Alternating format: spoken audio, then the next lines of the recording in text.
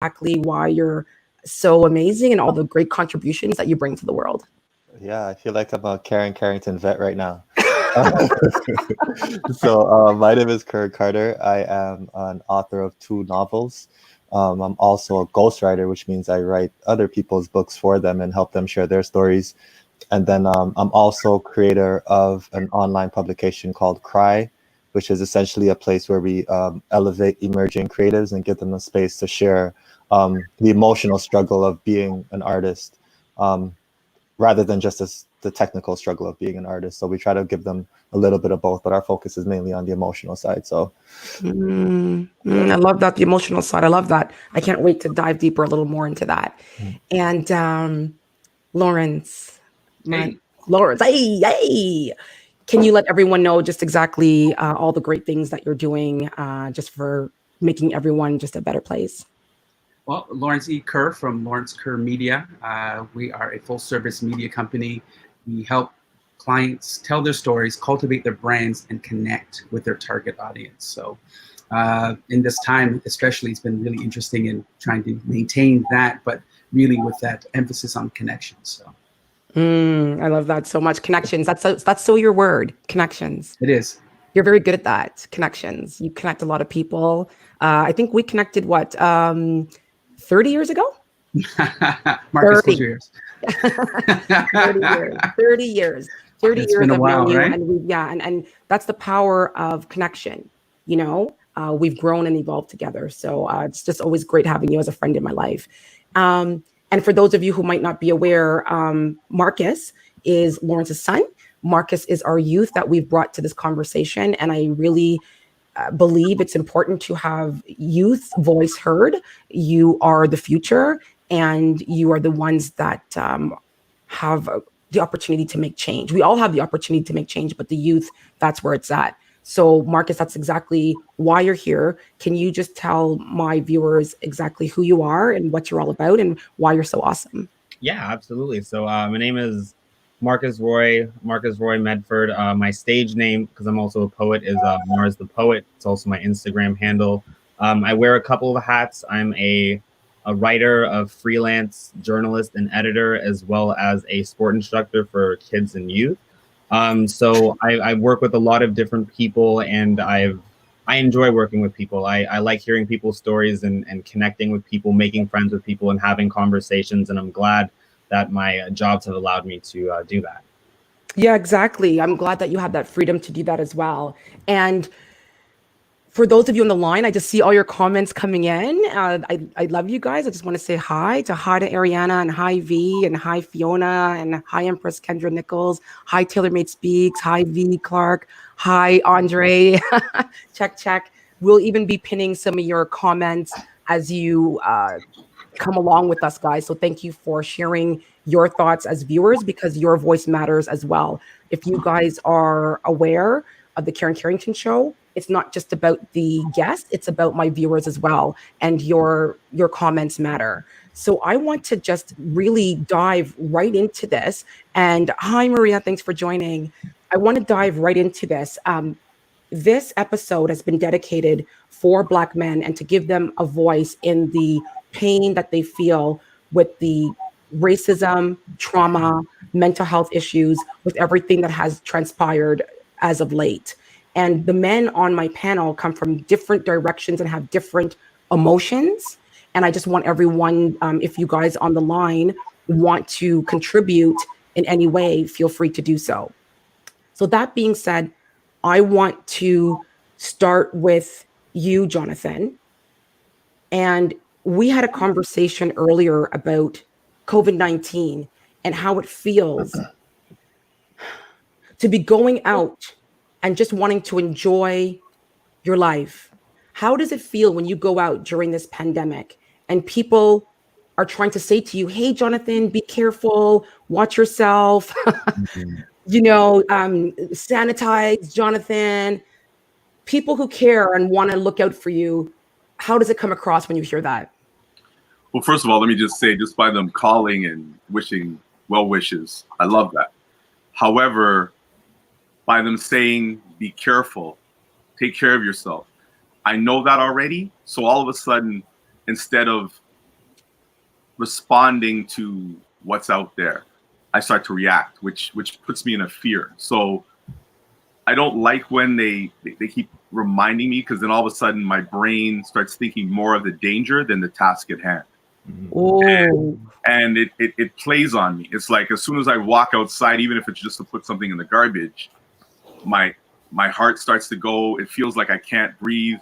You know, if I touch something, I'm like, oh my gosh, did that infect me? That sort of thing. So I love their concern, but sometimes you have to let me be me.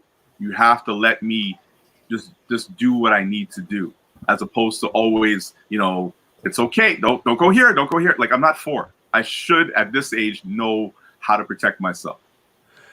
So I love the way you said, let me be me. You just want to be a man. You want to be able to feel, you know, that you're doing the right thing and just being able to be free to do that.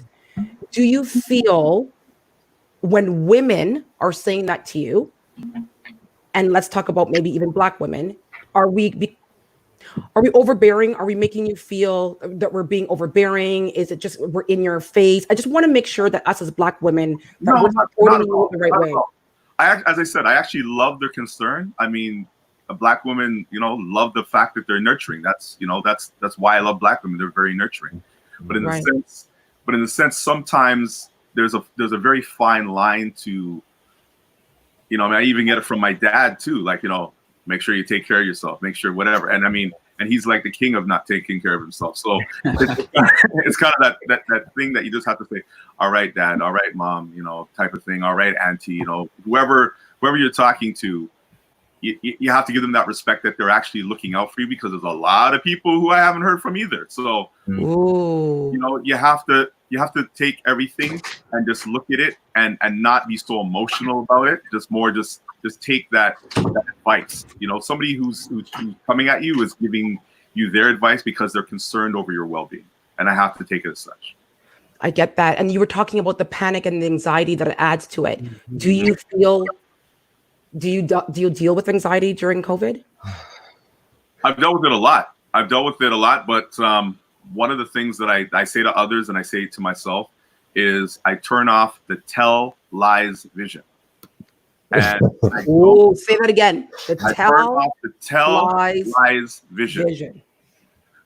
If you are watching TV for more than 5 minutes, and as a person who writes commercials, I don't put this in any of the commercials that come out that I'm writing at this time, that, you know, they always start off in these times, in these difficult times, in these times. Make sure in these difficult times that you take care of yourself. Like, it's just too much. Like, just do what you have to do. You don't need to put it out there. Everybody knows there's a pandemic going on. You don't need to be reminded of it 25 times a day. So it's actually fueling the anxiety. Correct. Do you feel comfortable as a Black man sharing that you have anxiety? Oh, of course, because you got to make your pain your power. In the simple thing that we all, sometimes as Black men, and the Black men I've talked to, we all tend to suffer in silence. The generation before us had different illnesses and they just went on with their life, and, you know, because they're supposed to be strong, they don't talk about it. But when you sit down and you talk to another Black man, you realize that the same problems that you have, they've faced as well too. So no man is an island. No man can, you know, is by themselves. You need to talk. We need to share. We need to forgive. We need to release. We need to do many different things in order just to be free. I love that, you know, and I love that part about the tell lies vision. You know, I know that we need to keep up to date in the media. We need to know what's going on, but there's a time when you just need to kind of pull back and relax, you know. As a Black man, Jonathan, I'm just going to ask you this last question. I want to move on to Kern, but I really want to know from your perspective, being a single father, correct? Being a single father, what challenges did you face as a Black man being a single father? I mean, during COVID? Yeah, during COVID, or yeah, and even if you wanted to talk about not COVID, but yeah. It depends on the relationship. So I have 2 children who live in Burlington with my ex-wife, and I have a son in Brampton who's with my ex-girlfriend. So the challenge is to get all 3 children, one who works, one who's at home, one, you know, who's little, all together, all at the same time. That's challenge number 1. Challenge number 2 is, while you have them, to have that that educational moment, not outside of the books, where you're teaching them something about themselves, where you're trying to relate to them a message of, hey, ladies, I know you live out in Burlington, but remember, don't lose yourself in that. Make sure that your friends also respect the fact that you're Black. Also are coming to you at this time and saying, are you okay? Are you all right? And not always, you know, just dismissing, you know, their thing.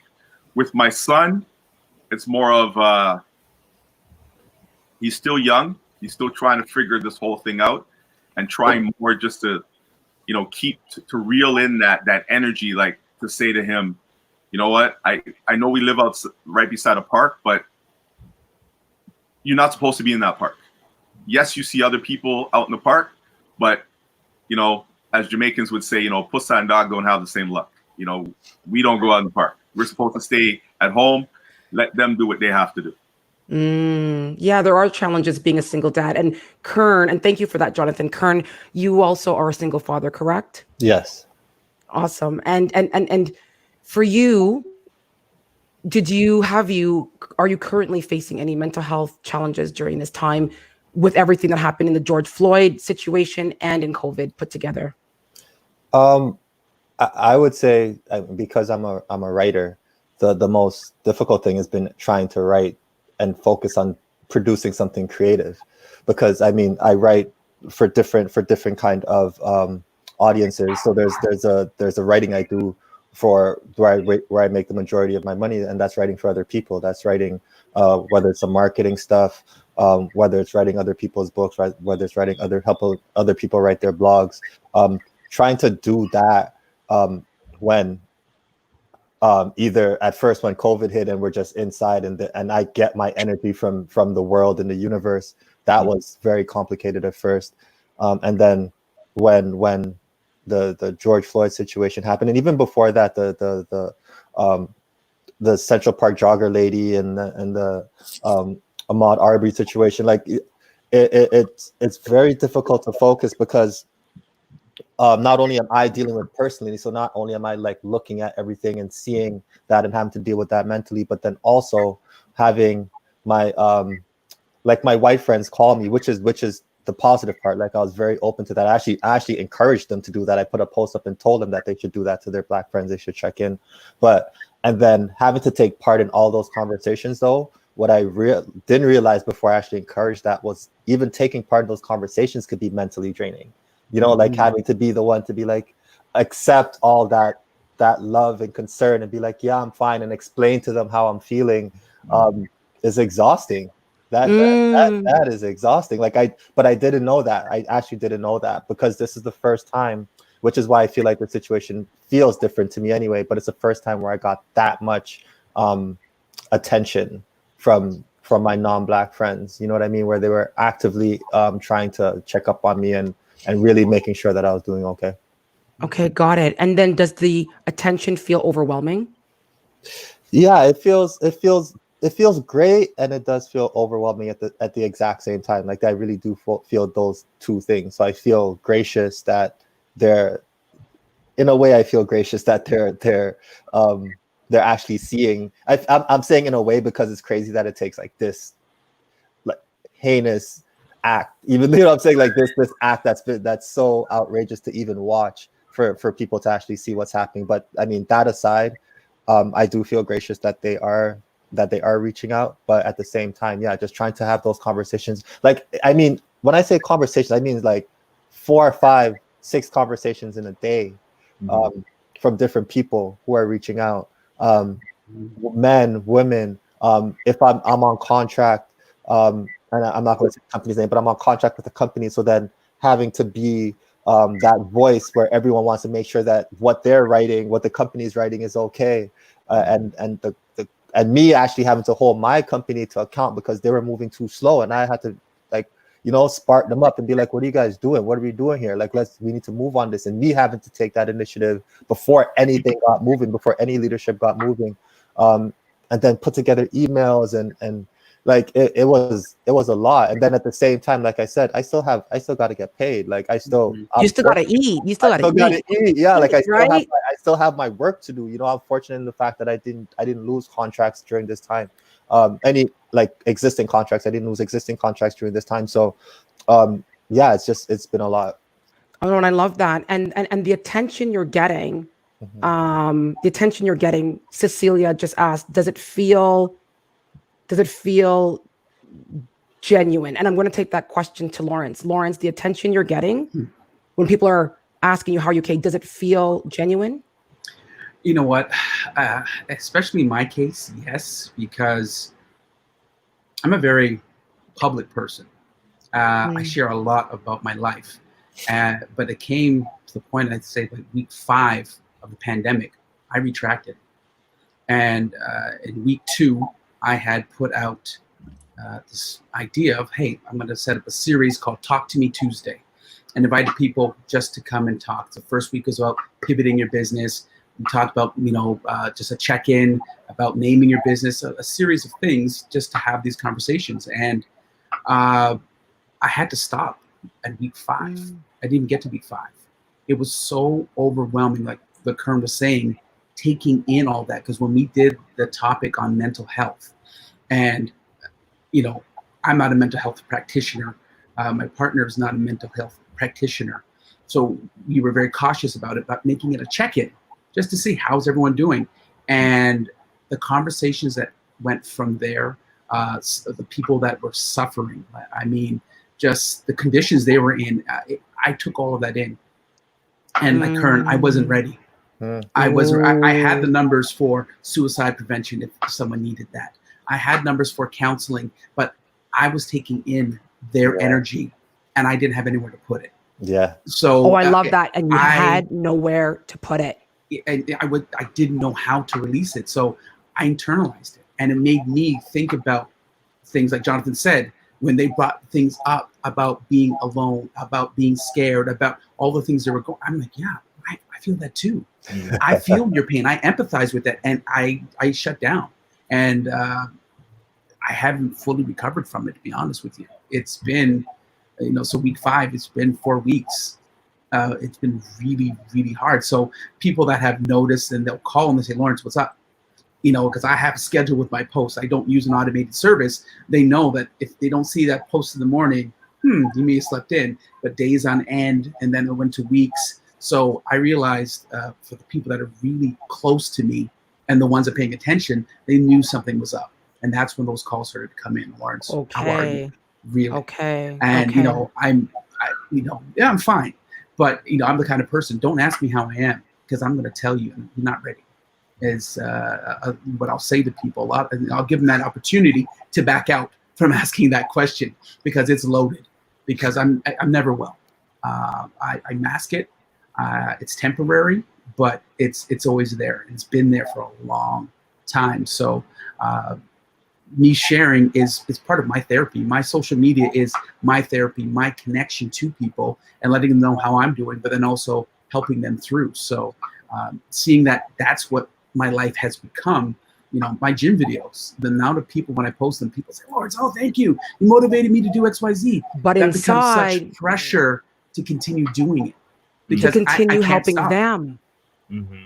But you're not helping yourself. Well, I am in one sense, because it's keeping me active, and that the being physically active is very important. So when the gym shut down, my pool shut down, I don't run. I like to cycle, but it was cold. I have a rule. I don't ride my bike when it's under 10 degrees. I know. I could get over it, but at the end of the day, it was, I like the way you said there was so much pressure to make sure they were okay, and were you okay? And I know there's something that you have not revealed to the public at all. And something that's very challenging for you that transpired as of late. And if you could just what we'll do is we'll share it here on the Karen Carrington Show, and this is a safe, judgment-free zone. If you could just share with my viewers what it is that you had to deal with that was quite a challenge for you a couple days ago last week. Yeah, the May 16th. May 16th? 1 p.m., my father passed away. And Right. it's one of those things where, not to be insensitive, but you knew it was coming. You know, we're all going to have that moment where we're going to pass. But I'd seen my dad deteriorate over the last couple of years as he slowed down with work and then retired. And I think that really just compounded everything. When he wasn't as active, wasn't as busy, and focused on so many other things, the pain really took hold.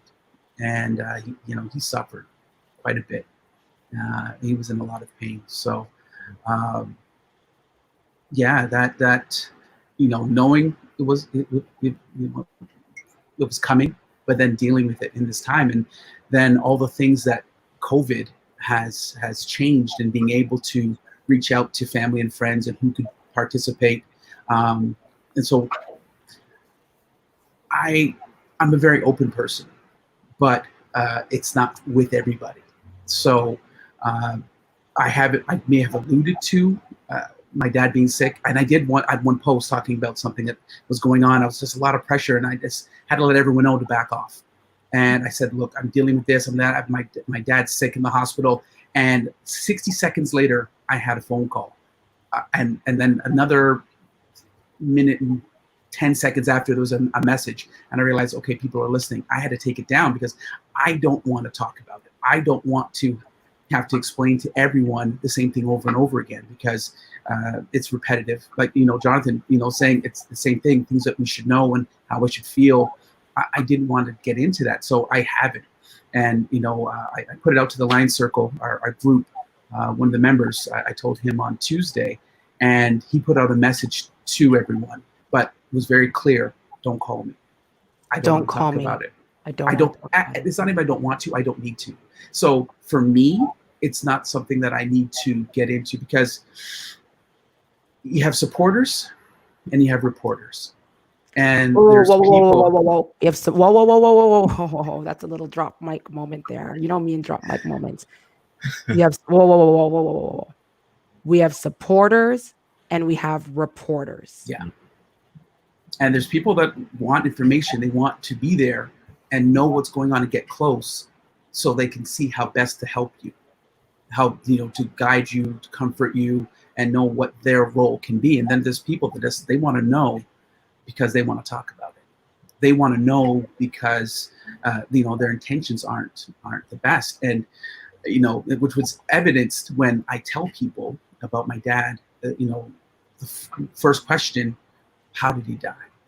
Was it COVID? And all the things that go. And to that, it wasn't COVID, but because he had his test on the 14th, he passed on the 16th, he didn't get his results. They're calling it COVID, but it wasn't. So that's just to talk about how these numbers are.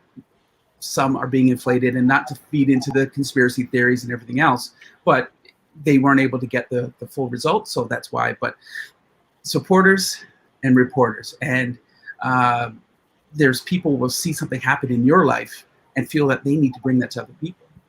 So again, when I told someone, I'm like, I don't want to talk about it. And then I got a phone call from someone I hadn't spoken to in 10 years. So they were talking. It was in passing, and he mentioned it. And it was a prayer request that he put out, and he mentioned the name. He said, a prayer request for the Kerr family. So someone that's on that chat said, "Whoa, Kerr family? What do you mean? Are you talking about Squidly?" My nickname. Right. So he's like, "Squidly, what's going on?" And then so that's where that came from. And so from there, one after the other, and the very thing I wanted to avoid started to happen. So I thought at some point, hey, I'm going to do a Zoom call and just put it out there. Hey, everyone, I have something to talk about. You want to join in? Come in. There's 300 people. I can just say it one time, and that's it. But to have and tell that story again and relive, seeing my dad slowly die every time I tell someone about it, it's not helping me.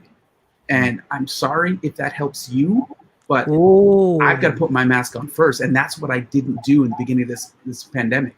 I went into survival mode of helping everybody else. I went into, how do I help you pivot your business? How do I help you cope and deal for 4 or 5 weeks?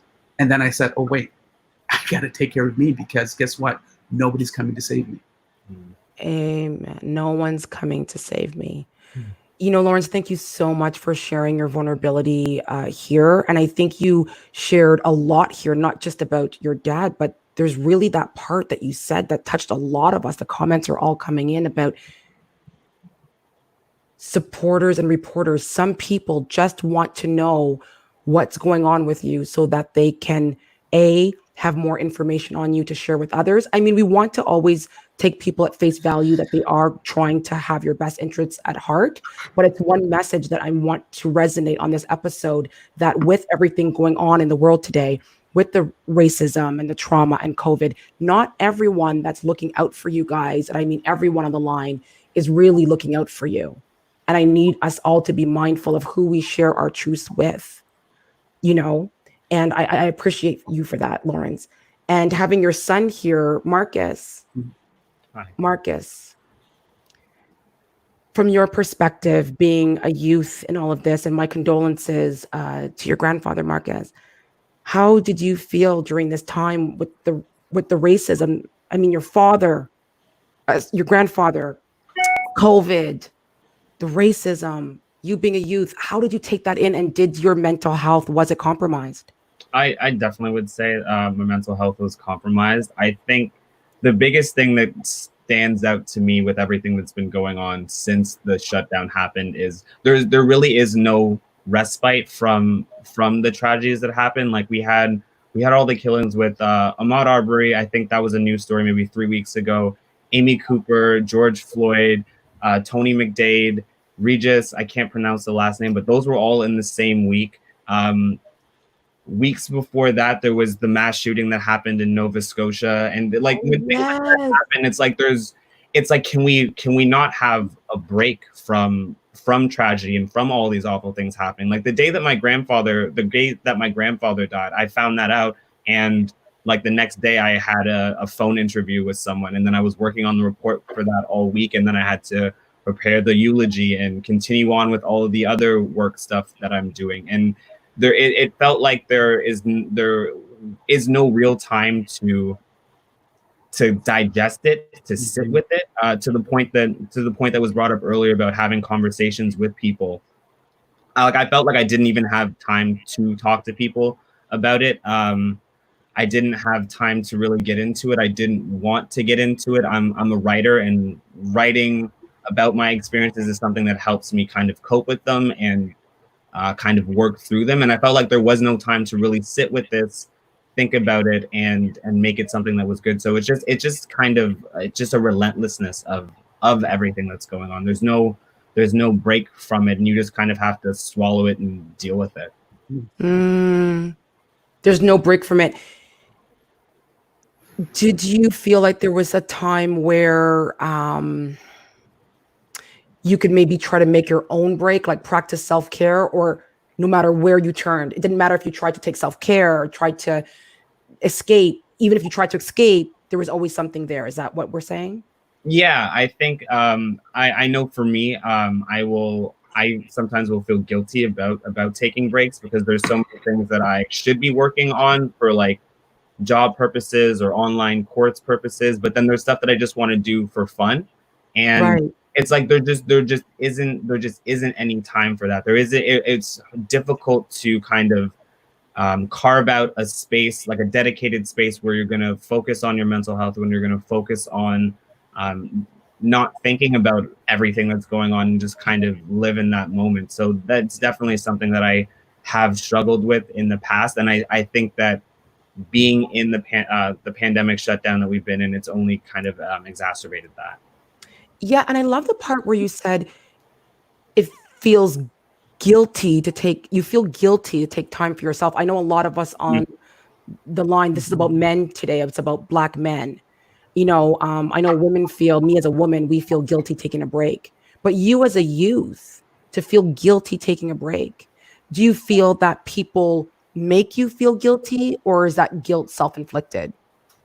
More often than not, I would say it's self-inflicted. And I think that part of that is just not necessarily everyone knows about everything that's going on, and like with my grandfather passing away, with kind of just different emotional things, and because people don't know, they don't pressure you. And I try not to fall too much victim to the social media jealousy and comparison that goes on, but I know what I'm capable of, and I know what I'd want to do. And I think when it gets to the end of the day and realizing that I haven't had my time to practice a language, I haven't had the time to work out, I feel guilty because I feel like I should be spending my time doing these things as opposed to doing the other things that I'm doing. So it is definitely something that's more internal than external. And thanks for sharing that. And for you, Kern, do you feel if you don't post something, like I know you post about what it feels like to be a Black man and all this, do you feel guilty if you didn't say something? Guilty. Yeah, I don't know if I would feel guilty. I mean, that's a tough question to answer. I would say that I felt a duty to say something. Oh, Like, wow. that really kind of resonated with me. Because usually, like, I'm a person, like, in my writing, I don't really talk about race in my writing. Like, my writing is not a space for that kind of work. Like, I do that work in other places in my real life. In my writing life, it's all about being creative and coming up with stories that are just exciting for me, period, like, absent of race, right? So when these moments happen, and I guess the world and our network, my network personally, and then the world is looking to Black people to say something. Yeah, like, sometimes there is, like, added pressure, definitely. And then part of that feels like duty. You know what I mean? I wrote something the other day where I was like, I almost had to, like, apologize for not talking about race more. You know what I mean? Because I thought that, and I still think this in a way, that I really believe that the pressure, and I'm just talking about being a writer here, a creative writer, the pressure to make our stories, like Black stories, about a certain way, and have race in those stories lead the way. Like, you know how, like, the easiest example I could give is, like, in movies, the movies that are most popular as far as winning awards that Black people create usually deal with slavery, Right. or some form of oppression or something like that. Like, they deal with our trauma, right? That I don't want to do that. You know what I'm saying? Like, that's just not me. That's not what I really wanted to do. So, yeah, it's just a difficult question for me to answer. That's why I'm kind of going all over the place with it. No. And that's exactly why you're here. These conversations aren't easy. It wasn't supposed to be easy. And I think even, I know I see a lot of it on social media. Levi, I'm going to take it to you, and thank you for answering so honestly. It's okay that we're all over the place. That's what today is about. We're not supposed to be structured. The Carrington show is never structured. I don't think right now 2020 is structured. 2020 is all over the place, and we're expected, have structure. Levi, what do you think about those comments on social media about silence is, your silence for the allies, for other cultures? When they're silent, it makes it look like they're not our ally. How do you feel about that? How does that make you feel inside when your white friends or other friends aren't saying anything? Is it their duty to say something? Is it your duty to say something? Do you forgive them if they say nothing? Maybe they don't know what to say. And for those of you who are just tuning in, Levi is from Austin, Texas, and he's giving us the yes, it's a Black man's perspective, but a Black man living in the United States with all of this going on. So the question is, how do you feel when your allies are not posting? And do you feel a duty to say something on your social media? In regards to other people speaking about it, I feel that if you don't know what to say, then you should be quiet, because you that is incorrect. If you don't have the knowledge, or if you aren't really in tune with the Black community. Even if you have Black friends, you could have Black friends and not know anything about Black people. So with that being said, if you if you feel strongly about something and you want to speak about it, make sure that you have all the information. Make sure that before you go public, maybe you should speak to some of your Black friends about how you feel, just to make sure that you aren't about to say something offensive or I guess misrepresent those that do feel strongly within the Black community and that aren't Black. In my perspective as a Black man, I am Black. And so when I walk outside, everything that I do, it's Black. The businesses that they are Black-owned businesses. I show my face on social media. I can't get away from my Blackness. So I can't get away from my Blackness. and it's not something I want to get away from. I'm proud to be Black. Yes, there is a lot that has went on in our past, and even there's going to be a lot going on in our future. But I'm still going to be proud to be Black. I am determined to make my Blackness great, day by day, month by month, year by year. So I think overall, as it me feeling that it's my duty to speak on it, I feel that everybody has a different way to speak. So with some that maybe they're not doing something to help the future, whether it's working with the youth or working with seasoned individuals, and all they can do is speak. As long as they're speaking with positivity, but they're speaking for a purpose, I understand that. For those that maybe have not posted, have not did the Black Lives Matters posts or hashtags or things of that nature. If you are doing something if you're giving something to the cause in your own way, I don't think that you need to post. It's not. I don't feel like it's a necessary thing to have to post. Hashtags trend, and we have to make supporting Black people not just a hashtag, not just a trend. I get a way where social media is so strong that it goes for miles and miles on end. But at the end of the day, when things die down and everybody's going back to their regular lives, are you still going to feel the same way that you felt during this entire time? Because this is the first time that this has happened, and if we don't make any real changes within our lives, within our future, those that are in the future generation, then it's going to keep happening, and we're going to keep going back to Black Lives Matter and the hashtags and the laying on the ground and the kneeling, and we're going to keep coming back to the large amount of police brutality and the lives that are being lost. So beyond the hashtags, beyond the posts, are we going to do something different? So I feel like that's where duty lies, is actually making a change instead of just posting, instead of just hashtagging. I get that. And Kern, you have a response to that? Yeah, I definitely get where you're coming from, and part of me wants to agree with you that maybe they, meaning white people, should check in with their Black friends. But why should I have to help you articulate your outrage? If you're outraged at something, if you see a cop kneeling on a Black man's neck, what kind of guidance do you need to articulate your outrage? You know what I mean? Like, it shouldn't be my responsibility to be like, hey, this is how you should say it. Like, you should be just as outraged as I am. Like, did you see that? Did you see that? Maybe you can come to me for historical context on all the other times that this has happened. But as far as articulating your outrage in the moment, and you want to do that publicly, like, you should speak from your own sense of relating to that moment emotionally. You know what I mean? Like, that's how I feel, because then it's not, it gets to the point where if we're thinking of long-term change, like you just mentioned, then that's going to be difficult if they really don't feel the way that they actually do. You know what I'm saying? Like, we're not going to get to a place of change if these people don't actually feel the outrage that they're saying that they feel.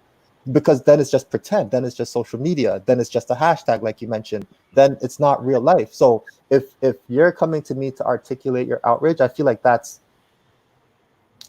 might be a problem. You know what I mean? That could be a problem. Although, like I said, like I'm as I'm speaking, I'm thinking it through. But for me, it just feels like it's interesting that for something as clearly wrong and clearly violent and clearly just like evil as some of the things that we see happen, that it's still some people who are outside of our community still don't know how to express. I understand what you're saying. I definitely get where you're coming from. At the same time, so when people are heated and you know their tensions are high, their hearts are thumping, sometimes you know, whether you got the Twitter fingers or whatever it is, you say things and you might not articulate things the way that you mean to. So in a lot of ways, especially within other communities, white, Hispanic, it doesn't matter. Either if they're coming to defense for another race, they may say something wrong. They may say the wrong thing because they're feeling just so passionate, and they say something that's just out of character, or and somebody's gonna take offense to it, or somebody's gonna be like, well, wait a minute, like, what are you trying to say? Yeah. And so that's when I say for your friends, white, you know, whatever it is, to come to you before speaking on your race, then I'm giving them, I'm saying, give them a chance to spill it all out, you know, because that's when they're hot and their blood's boiling and they're just saying everything, and that way you can let them know, hey, I understand that what you're trying to do is trying to be helpful and trying to show your concern and love, but this right here, what you said, is incorrect, or this right here could be, you know, it could seem offensive. So before you get to typing, or before you go on live and get to spewing out at the mouth because of all your passion, let me help you be the best you that you can be when you're trying to represent us. So got you. A lot of people, and we've seen it in the past, have made those mistakes on just coming out and speaking from the heart. And just because your heart feels some way doesn't mean that it's going to come out right. You know what I mean? Oh, whoa. Just because your heart feels some way doesn't mean it's going to come out right. And it happens all the time. And people that really do care about something can, especially within social media, it could just go all the way left. And then next thing you know, it's a completely different thing. And it's got 1 million views. And they're like, wait, that's not what I meant to say. That's not how I feel. It just happened. I don't know. You know what I mean? So if you're out there, especially if you're on this live and if you want to speak to somebody or speak to social media about Black people and you're not Black, talk to your Black friends first and let them know, hey, this is how I feel. This is what I'm thinking. I want to speak on this on social media, but I want to make sure that I come across in a way that I'm representing you guys the right way, and that shows care. That shows respect for us. Instead of just going out there and blabbing about something that you don't really know about because you're not Black, you know? Yeah. No, totally. I totally get it. Have any of you guys lost friends? I saw there was a comment that came on. Candace had said she has personally seen a lot of people lose friends. So Candace Lawrence said she has personally seen a lot of people lose friends on Facebook for either defending this movement or making it about an all lives matter. So have any of you guys, my guess, have you guys lost friends over this? I have, and actually, if I could just step back in defense of a white friend and high-ranking political figure. I'm not going to name drop because we don't do that here on the Carrington show. But he wanted to speak out, and he was going to a Black event, and someone asked him, "Why are you going to be there? What's your concern? What's your interest?" And he said, "What do you mean? The Black community loves me. I love Black people. I do XYZ for the community. This is what," and he was raked over the coals for this. Right. And in the heat of the moment, for him, it was just so incredulous that someone would question his interest or compassion or work that he's done in the community for the community. And just like, wait, don't you know who I am? This is the things that I've done. And that was taken in such a negative way that if he had scripted it or made it a part of a speech, it probably wouldn't have gone that way. But it came off the hip, just thinking, why are you asking me if I'm going to speak or be at this event? That doesn't even make sense if you know who I am and the things that I've done. So if there was an opportunity to have written it down, what he was thinking, proofread it, have someone else read it, even if it wasn't within the Black community, before he said those things, he wouldn't have. But to Levi's point, in the heat of the moment, in an argument, you say some things. Once it's out, you can't really take it back. You can't take it back. As much as you take it back. So it was in your heart.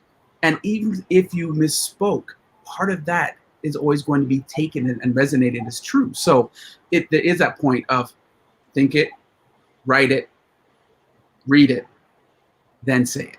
If you can think it, write it, read it, then say it. I love that, because that's where some of us are losing a lot of friends. And I'm just going to ask you guys again. So some of you all shook your head. Some of you lost friends over, like Marcus, have you lost any friends over this? Not specifically over what's gone on now, but I have lost one friend in particular because they essentially, this is a white person, they made a joke and the N-word was their punchline. Like a bunch of N-words. Whoa. Yeah, just like when it happened, I was so shocked. One, I was shocked at the fact that you would have the audacity to say it, but then I was kind of taken into a place of, why did she feel comfortable saying this around me? And then later we had like a text conversation back and forth, and I was like, this is what you said, this is why it wasn't okay what you said, this is how I felt about what you said. And I didn't get a sorry, I didn't know, I didn't get an acknowledgement of the wrong that was done. It was just it was literally just an okay, and that was the last time I ever spoke to this person again. Really? And I think in more recent terms, it's like you kind of see you're seeing how people are responding to this. Like when people are saying you shouldn't be rioting because of this, or when they're defending cops, saying like cops are only doing their job. It's realizing that you're not getting the bigger picture of it. It's like the outrage and the protests and the rioting and what have you it's not about the fact that this Black person was killed. It's why they were killed. The systems in place that allowed for that person to be killed and that are allowing people to get away with murder, essentially. It's definitely, there's been moments where I've looked and it's like, okay, this is how you feel, and something that means so much to me, and like it could literally be a life or death situation for me, means nothing to you. Or I'm seeing how you prioritize things, because in your mind the property and the justice is more important than people's lives and hundreds of years of mistreatment and constant racism. So there's definitely been some reevaluating that has gone on, if it hasn't been explicit cutting of friends. Got it. Yeah. And I see a lot of people commenting saying, like Andre Johnson says, if you're losing friends over what's going on right now, these people were never your friends from the first place. And from jump, they were never your friends. I like that point a lot, and that is something that I've also had to reflect on over the past. I've had people that were my friends or are still my friends openly say to me, like in private conversations, so be it, they might have been in high school, so you're still immature, but I've had people say, I don't like Black people, but I like you, kind of a thing. Oh, whoa. That's so common. I don't like Black people, but you're one of the nice ones, right? Yeah, you're not like the rest. Jonathan, you're one of the nice ones. We're the nice ones here. And I think for me, the way that I thought about it at first when I had these kind of conversations is, I'm not someone who likes fish. So if someone was to make me fish and it's a fish that I enjoy, that just speaks to how good of a cook this person is. But I think getting older, realizing it's like, no, like you think that there's something wrong with me and that I'm less than, and just realizing that if me and this person didn't have the past history that we had, I would get a complete different treatment from them, and I would see a different side of that person. And it's to the point of that person not being your friend. It's like that person doesn't care about you in the truest sense, and that like if whatever you have, your relationship was stripped away, they would think less of you, and so that person cannot be your friend in the strictest sense of the word. So I definitely think that is the case.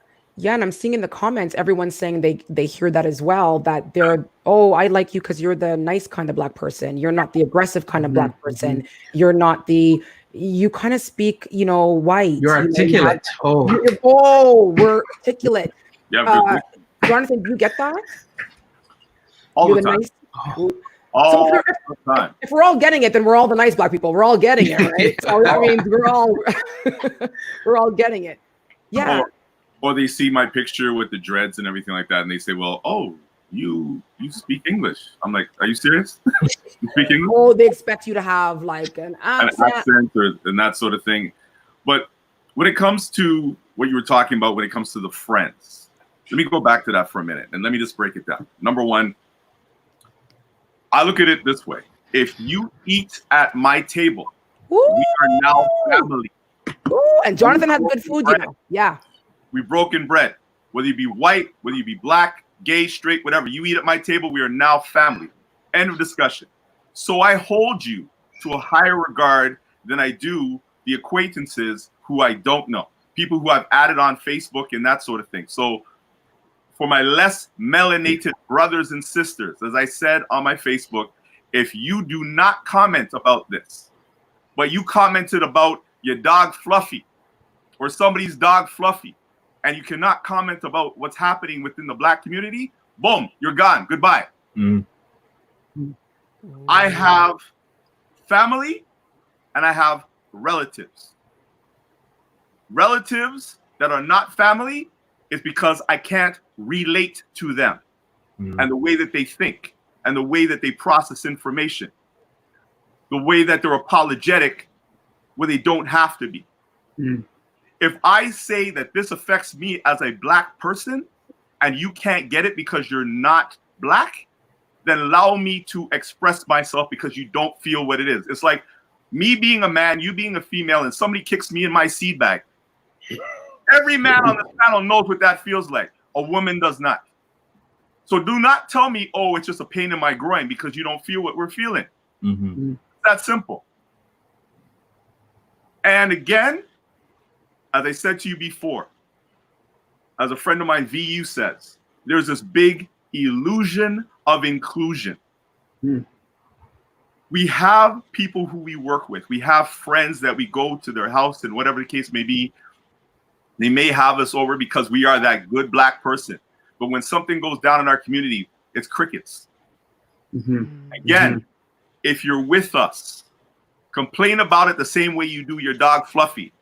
Or you waiting in a Walmart line for the cash register for the lady in the other aisle to open up that lane so you can check out quicker. Be that upset. Don't just sit here and just keep posting pictures and whatever the case may be and go on like it doesn't happen and then put all lives matter, all that stuff. No, you got to go. The illusion of inclusion, yeah. All right, that's kind of what I was trying to get at with my earlier point, because like with that dog Fluffy example, like if they see someone abusing a dog, they're not going to go to their friend who's who's like a veterinarian, whatever, and be like, hey, how should I express my outrage at this dog being choked on? They're not going to do that. You know what I'm trying to say? So what I'm saying is like the initial outrage is I'm separating that initial outrage from like critical thinking about the situation. You know what I'm trying to say? Like I want to hear that initial outrage come from them first. Like say that was fucked up. Sorry, that was messed up. That initial outrage, right? And then if you want to have like a more articulate approach to like discussing the actual matter of what's happening and the why of what's happening, then yeah, you could come to me and we could have that more we could lay that out a little bit more thoroughly for you. But I because then like the Amy Cooper situation bothered me the most, because if I bet you Amy Cooper would be outside protesting right now. And just for those who don't know the Amy You know what I'm Cooper saying? situation, that's the one where she was in Central Park in New York, and she was recorded by a black man when she had her dog, and she said she was going to call 911. An African American is trying to harm me, right? Exactly. But you would think that she was an ally. If you look at her profile, you would think that she would be an ally to the community, right? You know what I'm saying? So from Canada, liberal, blah, blah, blah, like you would think she was an ally to the community. But as soon as she got tested, as soon as that became like there was a threat that she felt like it was a threat, that all that went through the air. All that went out the window quickly and instantly, not even without a thought.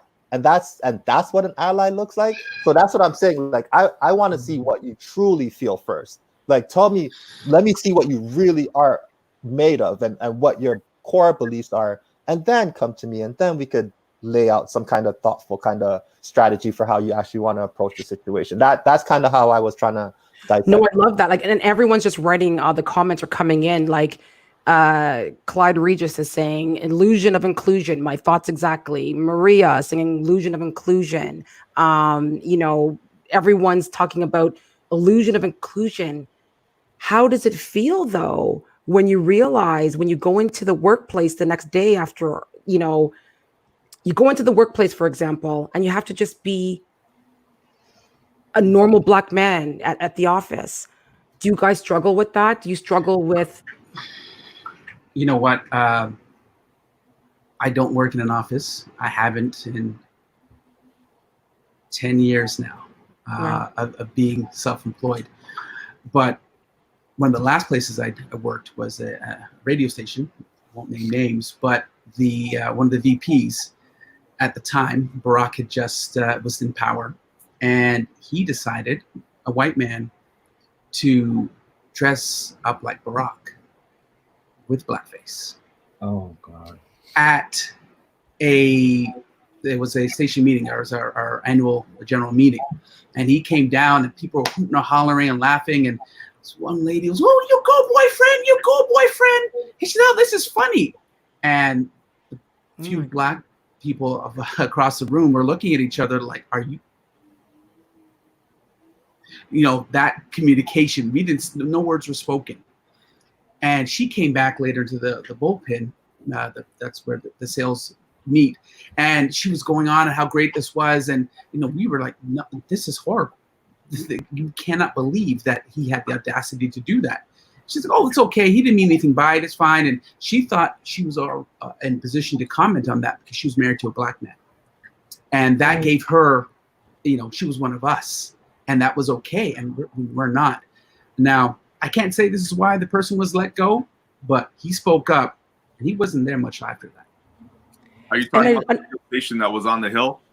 And I love. Sorry, I didn't mean to interrupt. Yeah, I didn't mean to interrupt, but I guess, and thank you for sharing that, Lawrence. I didn't mean to interrupt you, Jonathan. I was going to say, I love the part, Lawrence, where you said the black people didn't say anything, because you might feel like you might lose your job if you do. If we go into the workplace and we say anything about what's going on, we're threatened about, we might lose our job. We might look like that angry black person by the water cooler. You don't want to say anything when you see anything. A lot of people feel, when I surveyed them, they don't speak up, black, because they don't want to lose a job. They don't want to look like they, Another question I wanted to ask you guys, Jonathan, I'll start with you, is have you ever been pulled over by the cops? And do you, I love the laugh. I love the laugh. What year are you referring to? What month are you referring to? I love that we can make light of this, but yeah, Jonathan, like the way you guys even all laugh, like as if it was just so. Have all you guys? And I'm asking from a black woman's perspective. I don't know what it feels like to be. I'm a black woman. What does it feel like to be a black man and driving, and you hear those sirens behind you? Like you're gonna have a heart attack? Like your breath? Worse yet, you have your children in the back of the car, and you're wondering if today the day that your children stop looking at you as a superhero because you can't defend them. It's the day that you lose your masculinity. Is today the day that you go to somebody who is disrespecting you just in order to keep your life? These are all the things that go through my head when I see those lights behind me. Worse yet, if I do not have my paperwork in the place that I normally keep it, if I moved it, if I had to show my license somewhere else, if I had to show my registration somewhere else, if I changed suits, if I changed wallets, did I make sure to put all the information in there? Make sure my radio is off. Make sure I turn it down. Make sure I don't do anything threatening because I'm being pulled over. These are all the things that go through my head. Worse yet, oh my gosh. Do not be driving in the car. And again, I'm going to lose friends over this. Do not be driving, like, let's say your work colleague home and they're female and they're sitting in the car and they pull you over and all of a sudden she wants to be a chatterbox to the police officer. That's an instant death sentence right there. Mm. So these are the things that go through my mind. I don't know if the other men can relate, but these are the things that happen. And worse yet, you're getting pulled over with your children in the car, especially at a young, impressionable age.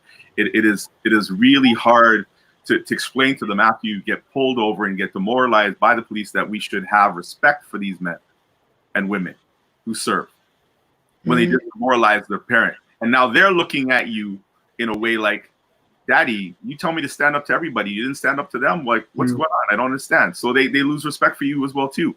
So it's this whole continuous demoralizing thing that's going on, especially like, I mean, I don't know about anybody, but you get that lump in your throat. So when they come up and try to talk to you, you're like, in the chest. Really? Yeah. I even last year did a program at the Afrocentric School trying to teach young people how to just speak with good diction so that when they get pulled over by the police, when they speak to people in general, they're able to articulate themselves properly so they don't find themselves getting into problems. Wow. And it's unfortunate that we have to do that, right? That we have to do that, but it's necessary.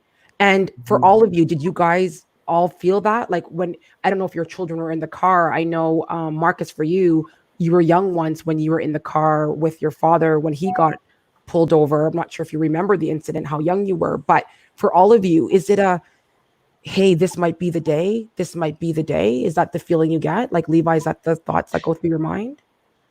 Yeah, it's definitely happened, especially, now when everything is going on, tensions are high. I've spoken to a few officers who I know, and I ask what's on your mind when you pull over a black man. Are you so I've gotten multiple different things. I've gotten some people saying that, well, as soon as I pull somebody over, my nerves are already on high before I even get to the window, because I don't know what's going to happen. I don't know if they're going to be combative. I don't know if they're going to be argumentative. I don't know if they're going to be calm. And so my nerves are already high, and I'm already, and the thing is when your nerves are high, you speak with aggression. So, and if you're speaking with aggression, it comes off, and it comes off the other way as aggressive too. So now everybody's tensions are high because we off top, as soon as we see the lights, it's like, all right, so we got to calm ourselves down, pull over. You got to make sure if you have somebody in the car, all right, calm down, relax, don't make any sudden movements, okay? Grab my ID real quick before we pull over, yada, yada, roll the window down, turn the car off. There's some steps that you have to go through before. You need a guidebook. You need a guidebook when you're driving. Definitely. And even when you're getting pulled over, you can't reach down and grab something. Let's say your registration is in the glove compartment. Don't reach for it because they can see your head dipping. They can see you reaching. So now there's a reason, like, oh, is he armed?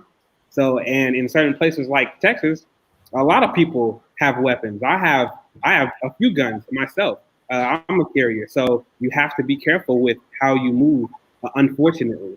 And it's definitely a form of PTSD, and that's for us all. I'm pretty sure I can speak for most black men and even a few black women that I know, that when it's happening, there are so many thoughts going through your mind of the people that have passed, or that you know that have been in incidents to where maybe they were yanked out their car, or it went awry, and you're like, okay, what can I do not to make this happen to me? So it's almost at a standstill until you look and kind of gauge to see that the reaction of that police officer, and say, okay, all right, this is not going to be that day. He's calm, we're good. I have my ID. It was a speeding or whatever. It's knocked out. And sometimes you can just see those that are just, they want you to react wrong. They may say something or ask you some questions that they don't that have nothing to do with what's going on. It could be about Black Lives Matter. It could be about whatever political thing. You'll be amazed about what some people will do just to see if they can piss you off, and so you can react. And that's why I always push to keep your composure, because I myself wear my feelings on my sleeve. So if I disapprove of something, you'll know in my face. If I don't like something, you'll know on my face. And for most Black people, we already get the assumption of that we're aggressive. So for some reason, everybody just thinks that we're aggressive. I don't know if it's the look or the way we stand with our chest out, with pride, or what it is, but we get those things. That's so, and you said that you struggle with PTSD, correct? I do. My PTSD is through military. 100% disabled vet, and I've seen some things. I've dealt with a lot of things, and I've seen some things. Outside of that, being a Black man, period, there's, depending on where you are and how you grew up, you have some things that may have been life altering, and so they carry on with you. Mm-hmm. And so those things carry on. You keep that on your shoulder. And no matter how much you try to get it off of you, it's still there. So you carry that wherever you go, and you have to mask it. You have to mask whatever traumatizing situations that have happened to you in the past. You have to mask the racism or the bigotry that you've had to deal with, because at the end of the day, you have a life that you have to live. You can either live it in anger, fear, or resentment, or you can push for positivity and be determined to change things for the future. So it's at the end of the day, it's our choice, and it's not that we are okay with things because we want things to change. It's that sometimes we have to smile when we don't want to smile, not for those that aren't Black, but those that are Black, our children. When we come home and things are bad, or maybe we went through a situation to where you don't want to bring your entire family down, because now your kids are like, "What's wrong, Daddy?" Or your wife is like, "Is everything okay? What happened?" So if she's scared and they're scared, then everything's a rock. So we have this mask that we've learned to put on as children. From what I can speak on from the Black men that I know in my life. Yeah, I love the way you said you put the mask on. You have to put the mask on, because if you admit certain things as a Black man, you're perceived as weak. Like for you, Marcus, being like everyone else, the panel, their fathers, they're for you as a youth. How do you feel when you're asking for help? I'll go with the fathers after, but for you as a youth, do you feel comfortable asking for help, or do you feel like it's a sign of weakness? I do ask for help sometimes. I do sometimes see it as a form of weakness, or like, you should know this, you could know this kind of thing. I definitely think that there is a lot of pressure as a man to be right, to not ask for help, to not show emotion if you're feeling emotional. And I think I've done a little bit to unlearn that and to work towards it, but I know that I'm nowhere near as open or forgiving with myself as I could be and should be, probably. So yeah, asking for help is I know for me, I would much rather learn how to do something or be able to do it myself than have to ask someone else to do it. And sometimes I might even rather do something on my own, knowing that I won't be able to do it as well as I possibly could if I asked for help, but me doing it on my own is more important than having it done in whatever which way. That was really deep. I love that part where you said, you know, you might not even do it as well if you do it on your own, but you rather not do it as well than ask for help and do it better. Absolutely. Yeah. Sometimes, yeah, that is just the case. Do you ever deal with, and coming from the black man youth perspective, do you ever deal with right now, over the last few days, depression? Yes. In general, that's something that I've experienced with and dealt with. I think, and again, to the point that I brought up earlier about the fact that it's like one thing after another thing after another thing. It's like with COVID, I've felt a little depressed because it's like, what's the point of trying to do anything? There's nothing I can do. Like all the things that I want to do can't happen anymore. So what's the point? And then with all of the, especially I think with all of the racist incidents that have happened recently, it can make you feel small and make you feel like nothing is going on and nothing's changing. I thought about a poem that I wrote that specifically dealt with a police killing, and I wrote this years ago. And when I reread it, it's like everything that I wrote is still the same today. Like the references are a little dated, but it's like the emotions are still the same, the reactions are still the same. So, and it does make me feel sometimes like, what's the point of doing any of this? Or it makes me feel sad and I don't want to do anything. So yeah, it is definitely something that I experience, and I especially with everything going on now, and with my grandfather passing away too. It's like there's a lot of different things to feel, but I don't necessarily want to have to feel with them or have conversations about dealing with them, even though there are things that I am thinking about all the time. I see that.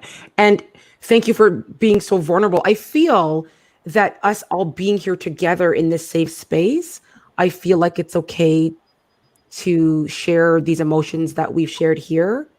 I really wanted to have this conversation because I feel like in these kind of platforms, it's okay. I feel like when we go back to our self-isolation is when all the thoughts come back and the loneliness comes back. That's why coming together today meant so much for me, because I just feel like with everyone watching on the line and you guys being here with me, I just feel like even this conversation alone has helped a lot of people who are watching, feel a sense of healing. And I wanted to make sure and ask all of you, Levi, in one word, if you could explain how you're feeling right now as a Black man, what would that one word be? Determined. Determined. And why is that? Because I feel that I myself am supposed to do something to make a change in this world for the future. And that's the reason why I've created the organization that I have today, is to make a change. And I'm determined to do anything that I can within my power to not only shed light on the higher standards that should be kept, but to give the youth a better life all around. I love that, determined. And Jonathan, in one word, if you could explain how you feel without overthinking it, just what first comes to mind as a Black man.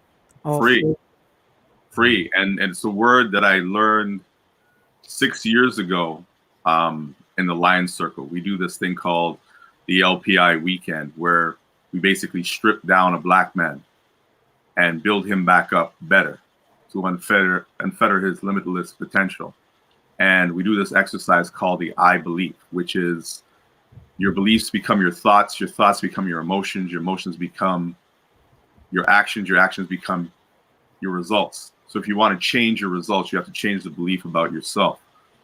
I went from a person who did not trust, and that was my word, to being free to do whatever I put my mind to the best potential. I went from whenever things happen in a negative sense, I remember, Jonathan, You were born free. Free as the wind blows. Do what you got to do. One knee down is not a knockout. It's a knockdown. Get back up. Got to do what you got to do. Free. I love it. I love it. Free. And even with everything going on, you still feel free. I have to. I have to, because I've been to Ghana. I've been in a slave dungeon. I've seen it firsthand. And that alone will give you post-traumatic stress disorder, just going and seeing a slave dungeon.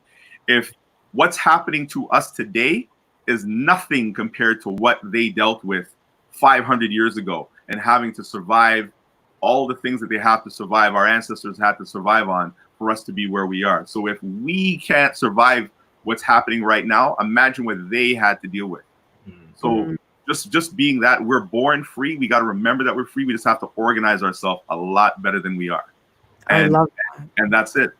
I love that. And I'm seeing everyone on the line saying their word as well. Guys who are viewing, feel free to share your word. I see Andre Johnson says he's hopeful. Everyone's hashtagging the word free and determined. And thank you for your word, Kern, in one word. Right now, in this space, in this moment, with a deep breath, what is the word that you feel as a Black man today? Inspired. That's really what I'm thinking right now. Like, I just feel inspired. Everything inspires me. You know what I'm saying? Like, I'm a person that lives in hope and lives on positivity. So I'm always looking on that side of things. So for me, I feel inspired by like this conversation and these conversations, and inspired by the conversations I have with my daughter, and inspired by the conversations that people are having with me, and then the actions people are taking, and then just inspired. Like, I as crazy as that may sound, because the world is kind of wild right now, like I really do feel like completely inspired. Oh, I love that. And you inspire me, Kern. Thank you. Thank you. Thank you for that. Inspired. And I see Ricky Burney, my good friend all the way from Florida, tuning in, and he feels aware. Aware. I love that. Aware.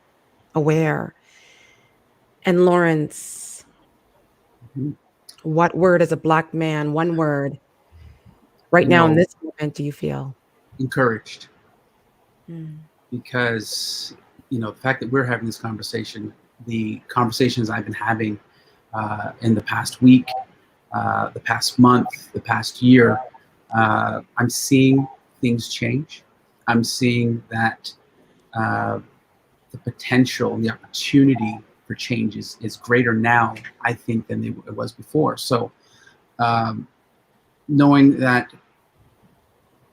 people are starting to see what they need to do, so whether it is, they're out protesting, they're rioting, they're having these conversations, they're putting their kids and themselves in positions of power, and realizing that that's one of the things that's needed so bravely, that I'm encouraged that it might not happen in my time, might not happen in my son's time, but that we continue to put the work in. I'm encouraged that it's going to happen.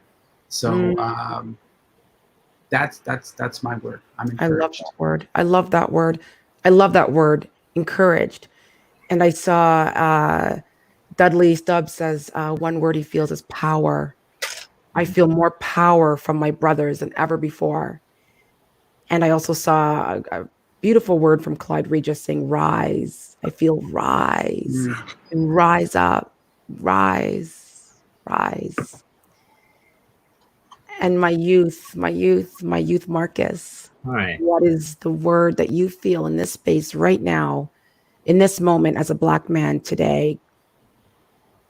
I would say that my word is charged.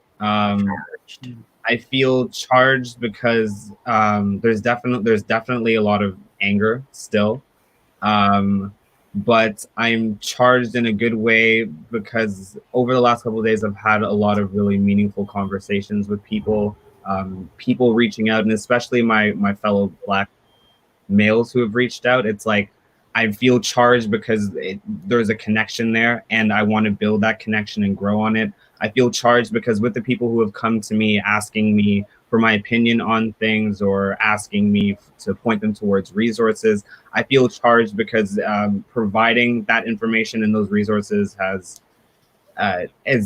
given me a sense of purpose. In a sense, I feel charged to write about these experiences from like a poetry perspective and also from a journalistic, academic perspective. And I'm feeling charged because I want to be closer to my family now. I want to be closer to other people and the people that really do care, and not people who are just posting for the sake of posting or who've remained silent. So I want to give this energy to other people, and I want to direct this energy in the right way right now.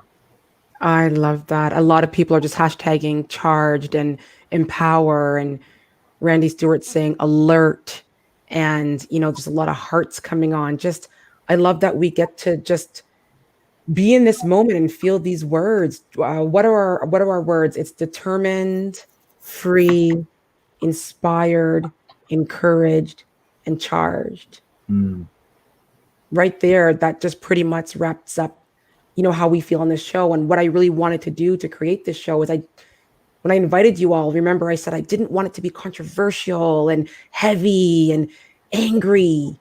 And look at the words that we came up with as people coming together, such beautiful words. And even though there's trauma there and there's pain, we could still rise and feel empowered and inspired and charged and determined and free. It's, look at the words that we can articulate when we come together as one. And speaking of words, I always, as you guys know, on the Karen Carrington show, I always end the show with words from my book, A Fresh Start.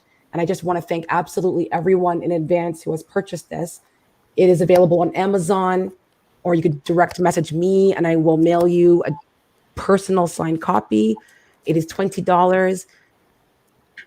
There's shipping. It's available in Germany, Philippines. I did my North America book tour. I'm just emotional. Just thank you, everyone. I'll find the affirmation from my book.